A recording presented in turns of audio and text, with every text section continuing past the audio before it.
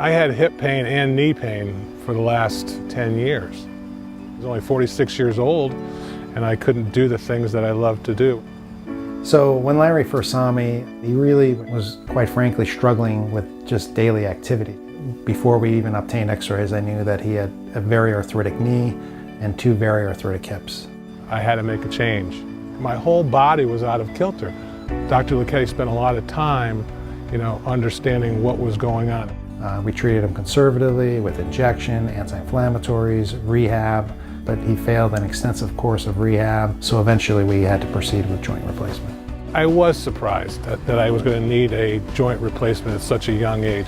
When I talked to Dr. Luchetti, he told me it wasn't that unusual. He was very confident and optimistic that if I had the surgeries done, that I could return to the same active lifestyle that I enjoyed before.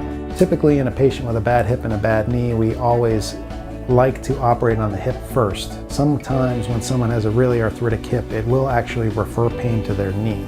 My first left hip was done in January of 2014, and it wasn't soon thereafter, it was that spring that I had the left knee done. Typically the recovery for a knee replacement is much tougher than a hip replacement. The physical therapy after the knee was more difficult than the hip, but the people that I went to see at Coordinated Health Physical Therapy office were great. It's really a coordinated effort between Dr. Luchetti and my therapist, and they did a great job in getting me back recovered. And in fact, 20 to 30 times that winter I skied. I was very confident that he'd do well.